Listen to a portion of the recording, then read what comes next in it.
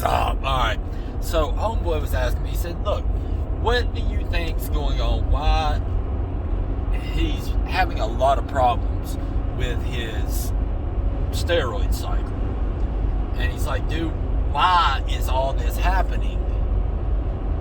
The number one mistake that most frequently bodybuilders on steroid cycles make, the number one mistake, is lack of hydration. No shit, the lack of actually hydrating the body, not with distilled water, not with Gatorade, but with actual spring water or mineralized water. That way you actually get hydrated. Eating foods that are dehydrated, like cooked foods and things like that, you have to have food full of water. Your body is 75% water. If you do not replace that hydration, detoxification cannot happen.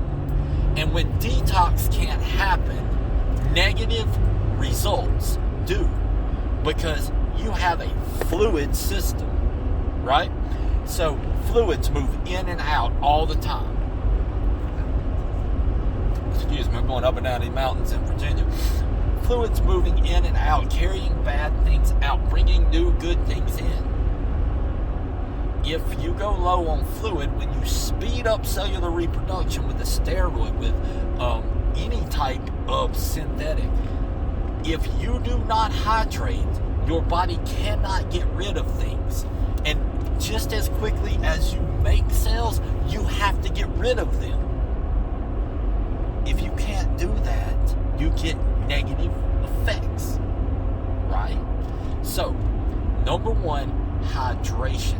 I would recommend you get some pH drops, which are in at newsarms.com.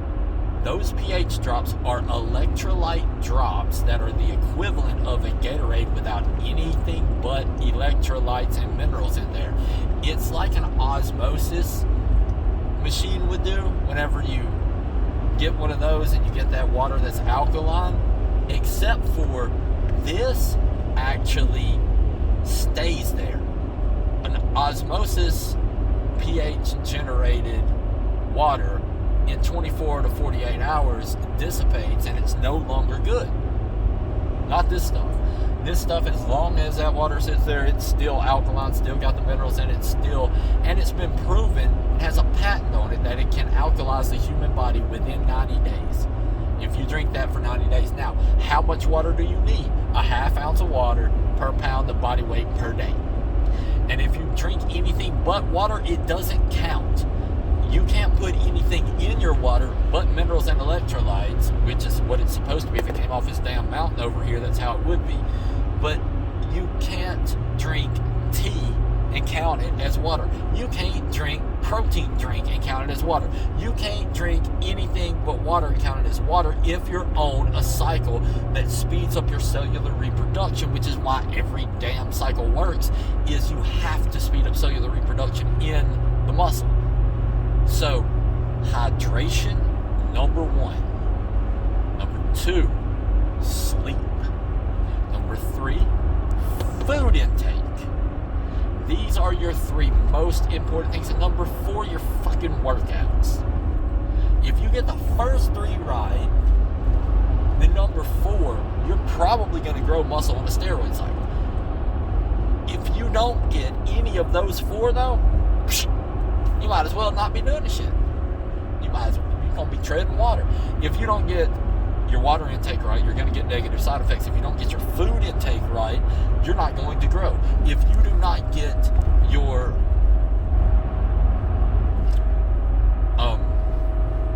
workout, your gym work right, well, hell, of course, you're not going to be tearing muscle, so there's no need to grow and get bigger.